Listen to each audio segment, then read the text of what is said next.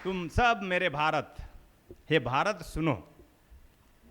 स्वतंत्र हुए हम अंग्रेजों से, बेड़ियां पर आज भी पैरों में है।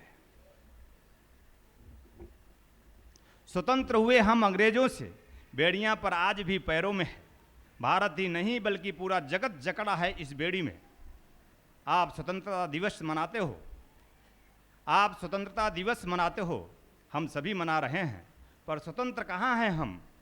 पूरा विश्व आज मानवता का हनन कर रहा है, प्रेम का बहिष्कार कर रहा है। आधुनिकता में हम प्रभु को विस्मृत कर जी रहे हैं। देखिए, भ्रष्टाचार के खिलाफ हम लोग लड़ रहे हैं, पर किससे और कहाँ? चिंतन करिए तो देखिए, हर व्यक्ति जो जहाँ है वहीं भ्रष्ट है।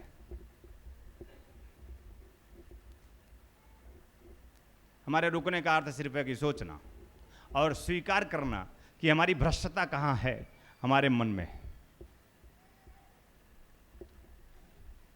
क्या फर्क पड़ता है इससे कि हम गुरु संरक्षण में हैं?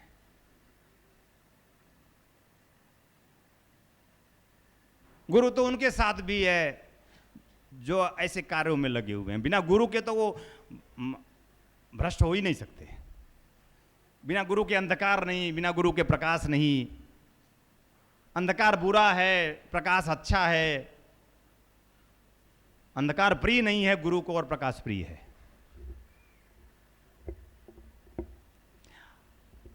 और गुरु तो इन दोनों से पार और परे है। पहले तो प्रिय बनो। भ्रष्टाचार के खिलाफ हम लोग लड़ रहे हैं, पर किससे और कहां? गहराई में उतरिए, चिंतन करिए तो देखिए, हम हर व्यक्ति जो जहां है वही भ्रष्ट है। भ्रष्टता किसी राजनेता और अभिनेता से शुरू नहीं होता, इसमें हम सभी भागीदार हैं। जो जहां है, जिस स्तर पर है, वो वहीं दो पैसे चुराने में लगा है। कोई ज़्यादा चुरा रहा है, कोई कम चुरा रहा है। चुरा तो सभी रहे। कार्य कहीं भी पूरे मनोयोग से नहीं हो रहा है। कोई श्रम चुरा रहा है, कोई धन चुरा रहा है, कोई झूठ बोल रहा है, कोई पाखंड कर रहा है। फर्क इतना है कि सीना तान बेईमानी कर रहा है और कोई छुप छुप कर, कोई सीना तान बेईमानी कर रहा है और कोई छुप छुप कर। आगे समझ लेना। आजकल ईमानदारी भी ढूंढनी पड़ती है लालटेन लेकर। एक समय वो था जब हमारे देश के वीरों ने अपने प्राणों की आहुति देकर इस देश की रक्षा की। जरा सोचिए, क्या वे इसी दिन के लिए अपने प्राणों का बलिदान किए थे? नहीं, इसलिए नहीं दी थी उन्होंने अपनी जान, और ना ही बचाया था यह देश कि हम सभी मिलकर देश को लूटें, अपने घर को बर्बाद करें और सभी मिल बांट खाएं। किसी को भी देखो ईमानदारी का चादर ओढ़े लोग घूमते हैं, पर नीचे ईमानदारी लेस मात्र भी नहीं है। और यह स्थिति सिर्फ भारत की नहीं बल्कि पूरे विश्व की है। सोचिए, कैसे चलेगा यह जगत? कैसे व्यतीत होगा लोगों का सुखमय जीवन? कैसे मिलेगा लोगों को प्रभुमय जीवन? कैसे पहुंचेंगे हम उस प्रभु के पास? कैसे जान पाएंगे हम उस प्रभु को? कैसे पहुंच पाएंगे उस परम सत्ता के पास? कैसे जी पाएंगे हम उसे?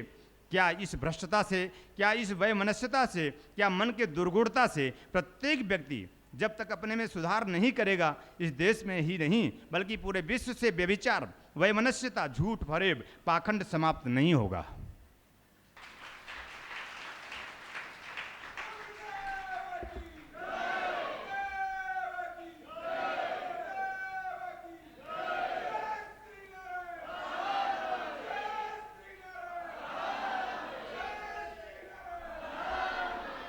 प्रत्येक व्यक्ति जब तक अपने में सुधार नहीं करेगा, इस देश में ही नहीं बल्कि पूरे विश्व से व्यभिचार, वैमनस्यता, झूठ, फरेब, पाखंड समाप्त नहीं होगा। और जब तक समाप्त नहीं होगा, हम यूं ही इस जगत को, अपने आप को लूटते रहेंगे। तब तक दुखी, असंतुष्ट, दरिद्र, भुखमरी के शिकार होते रहेंगे। भूखे सिर्फ गरीब नहीं, पृथ्वी का हर जीव भूखा है।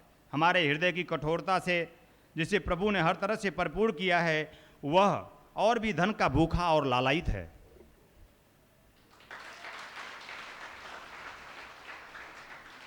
अब देखिए ना, आज के जो आधुनिक कहे जाने वाले साधु संत हैं, वो भी तो वही कार्य करते हैं जो एक राजनेता करता है। साधु संत नहीं, कहे जाने वाले साधु संत। साधु संत नहीं, कहे जाने वाले साधु संत। धन अपरंपार है, फिर भी और की होड़ है। भ्रष्ट एक समुदाय नहीं, एक कुटुंब नहीं, जन जन में भ्रष्टता समाई गई है। इसमें कुछ इसी में कुछ लोग सही भी हैं जो इस जगत में अपना कार्य ईमानदारी पूर्वक कर रहे हैं, पर सोचिए हम उनके साथ क्या कर रहे हैं, पर सोचिए हम उनके साथ क्या कर रहे हैं। सारे भ्रष्ट मिलके एक ईमानदार को दबाते हैं, चुप रहो, चुराना है तो साथ में चुराओ, मिल बांट खाएंगे, ऐश करेंगे। ये आज की राजनीति है। राजनीति का मतलब एक कुटुंब नहीं, हर जगह राजनीति है। हम और आप क्या करते हैं? राजनीति तो कर रहे हैं, सब राजनीतिज्ञ हैं, कोई साधक नहीं, कोई शिष्य नहीं, और आप सब विमूढ़ राजनीतिज्ञ हैं।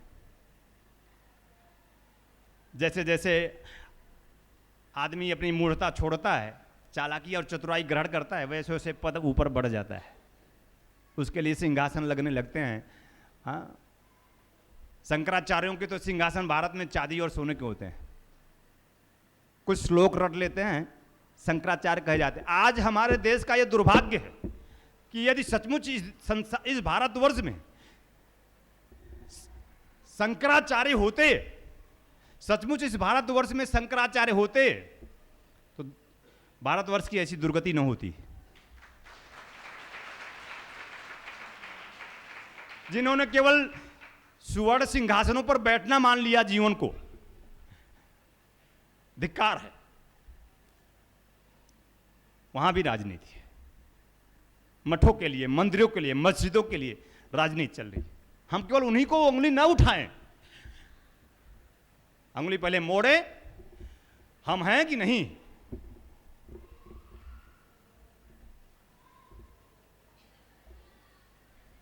हमें सबसे पहले भारत बनना पड़ेगा।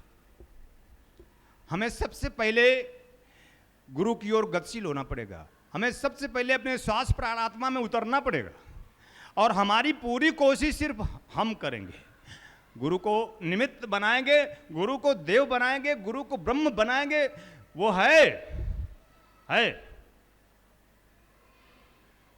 उतरोगे तब जानोगे, और जानोगे जब तो रहोगे नहीं मेरे बिना। नहीं जानते तुम, इसलिए तुम वहीं बने रहते हो, तुम बदलते नहीं। तुम वहीं बने रहते हो, नहीं कि तुम अपने घर से मेरे पास आ जाओगे, तुम बदलते नहीं। वहीं से जहां हो तुम, जैसे थे तुम वैसे अभी भी बने ही हो। थोड़े मेरे जोशीले प्रवचन से तुम्हें उल्लास मिलता है, आत्मविश्वास जागृत होता है, तुम जाकर के फिर तुम बाजार में अस्खलित हो जाते हो। दुनियादारी में, बिजनेस में, व्यापार में, बिजनेस व्यापार मुझसे अलग नहीं है, राजनीति भी मुझसे अलग नहीं है, कुछ भी मुझसे अछूता नहीं है।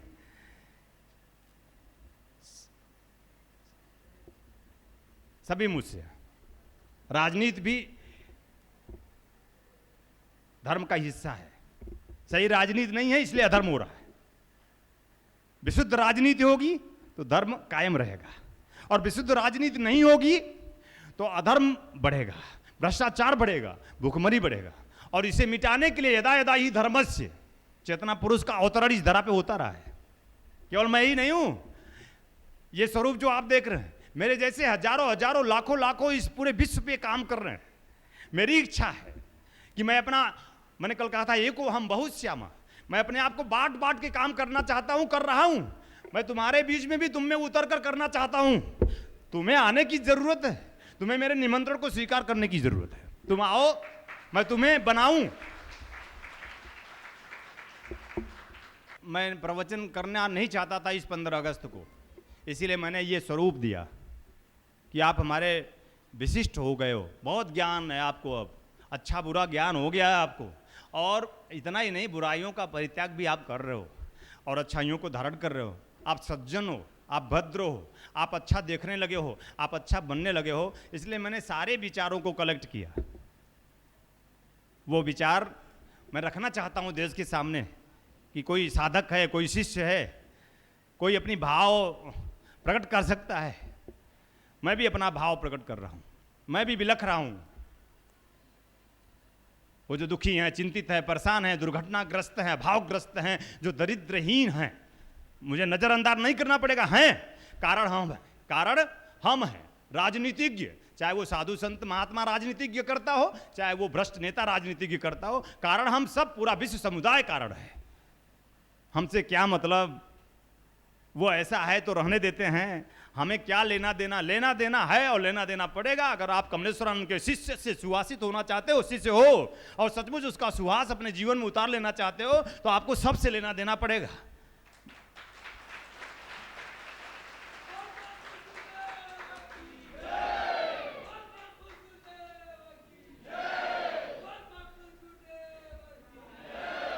राजनीति का मतलब एक कुटुंब नहीं, हर जगह राजनीति है। हम और आप क्या करते हैं? राजनीति तो कर रहे हैं। उसके लिए विधानसभा और लोकसभा की थोड़ी जरूरत है। हाँ, ये जरूर कहिए, जीव को जितना बड़ा प्रभु ने वादा दिया है, वो उसी स्तर से देश को लूट रहा है। 15 अगस्त, 26 जनवरी आता है, गाना गली गली में बजता है, कर चले हम फिदा जान वतन साथियों, कर चले हम फिदा जान वतन साथियों, अब तुम्हारे हवाले वतन साथियों। कर चले हम फिदा जान वतन साथियों, अब तुम्हारे हवाले वतन साथियों। वो जो मर गए, वो जो मिट गए, वो जो लूट गए, निस्वार्थ भाव से अपने आप को समाप्त कर दिए। किसके लिए? किस देश का निर्माण के लिए? किसके लिए? तुम्हारे लिए। तुम्हारे सहारे करके छोड़ चले गए कि अब तुम संभालो ही से। तुम क्या संभाल रहे हो? अपना तन नहीं, अपना मन नहीं, अपना धन नहीं। क्या धन है? धन बाहर नहीं, अपना तन धन है, अपना मन धन है, अपना प्राण धन है, अपना आत्मा धन, अपना प्रभु धन है। इस पर तुम्हारा कोई ध्यान नहीं है। तो तुम ये धन जो भी अंबार लगा लो पूरी दुनिया में, तुम अगर उस धन पे ध्यान नहीं दे रहे हो, जो मैं तुम्हारा घोष गुरु कर रहा हूं, तो चूक कर रहे हो। तुम चूक कर रहे हो, चूक कर रहे हो तुम।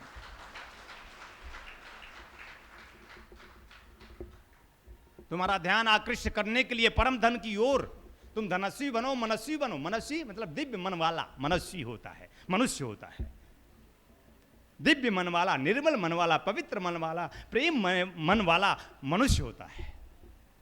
कितनी परिभाषाएं मैंने लोगों से अलग हट कर दी, उलट कर दी, पलट कर दी कि देखो वो ऐसा तुम मत समझो जीवन को। अरे राम जैसा जीवन जीते थे, कृष्ण जैसा जीवन जीते थे, और जैसे जैसे दिव्य और पवित्र निर्मल बने, वही जीवन मैं तुम्हें सिखा रहा हूं कि राम कैसे जीकर राम बन गए और कृष्ण कैसे जीकर कृष्ण बन गए। और तुम्हें विश्वास नहीं होगा, मैं जीवन बता दूंगा राम और कृष्ण पैदा करके तुम्हारे ही बीच में।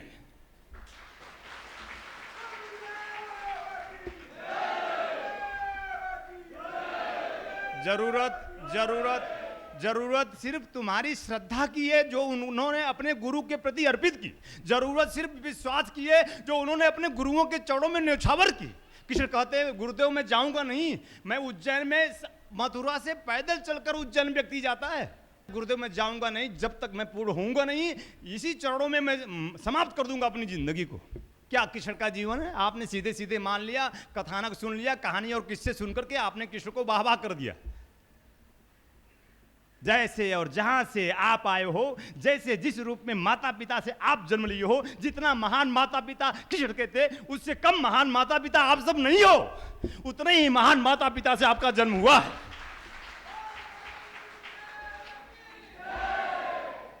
एक साधारण माता पिता, अगर साधारण भी मान लेते हैं, अगर साधारण माता पिता से कमलेश्वरानंद का जन्म हुआ है, तो ऐसे ही साधारण माता पिता से कृष्ण का भी जन्म हुआ है। कोई दूसरा रास्ता नहीं है जन्म लेने का। तुमने कृष्ण को अपने से अलग कर दिया। कृष्ण दुखी हैं, राम दुखी हैं, बुद्ध दुखी, महावीर दुखी, क्योंकि तुम दुखी हो। क्योंकि तुमने उनको बिलक बता दिया कि महावीर का खून सफेद है और मेरा खून लाल है। वो तो राम है, वो तो महावीर, वो तो बुद्ध है, वो मोहम्मद है। मतलब मैं नहीं हो सकता, मोहम्मद हो सकते हैं, मैं नहीं हो सकता, ईसा हो सकते हैं। मैं ईसा की तरह कैसे हो सकता हूँ? तुम्हारे ही बीच से गुदड़ी का लाल ईसा और मोहम्मद पैगंबर साहब हुए थे। कुछ नहीं आता था मोहम्मद साहब को, अनपढ़ थे मोहम्मद साहब, कुछ भी नहीं जानते थे, क ख ग नहीं जानते थे मोहम्मद साहब, और उनके अंदर कुरान की आयतें उतरने लगी। कैसे, क्या प्रोसेस है, क्या विधि है, क्या सिस्टम है? उनको संदेह हुआ कि क्या ये सही है? इनके अंदर भी उतरा क्या? इनको क ख ग भी अध्यात्म का नहीं आता था। आप सब ज्ञानी हो, ये अज्ञानी थी। मुझे परेशान करके रख दी थी 1 महीने में, प्रश्न पे प्रश्न होता था। मैं मुस्कुरा कर एक ही बात कहा था, समय आने में सब तुम्हें बता दूंगा मैं। आज इनके कोई प्रश्न मुझे नहीं, मैं तो आज इनसे हाथ जोड़कर उत्तर लेता हूं। हाथ जोड़कर इनसे उत्तर लेता हूं। मैं चाहता हूं, मैं आप सबको हाथ जोड़ना चाहता हूं, आप सबसे भी उत्तर चाहता हूं। प्रश्न नहीं चाहता, संदेह नहीं चाहता, द्वंद्व नहीं चाहता, दुख नहीं चाहता। आप सबसे मैं आनंद चाहता हूं, उत्तर चाहता हूं। परम पूज्य गुरुदेव स्वामी कमलेश्वरानंद जी का संकल्प है एक ऐसे समाज का निर्माण करना जिसमें हम सभी स्वावलंबी हो, आत्मनिर्भर हो। इसके लिए पूज्य गुरुदेव ने ब्रह्मानंद बाल विकास केंद्र की स्थापना की है।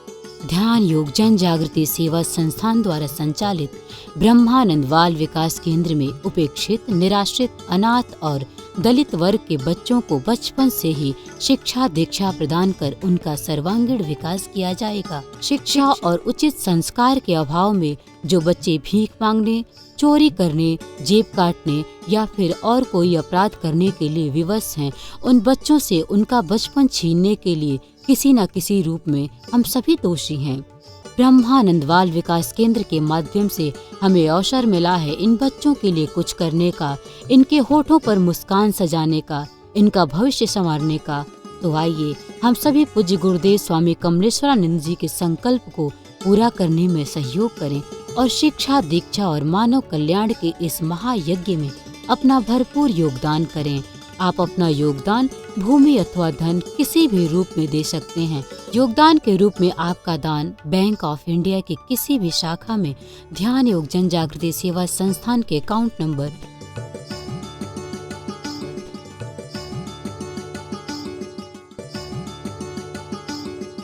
'भूमि दान अथवा अन्य जानकारी के लिए संपर्क करें।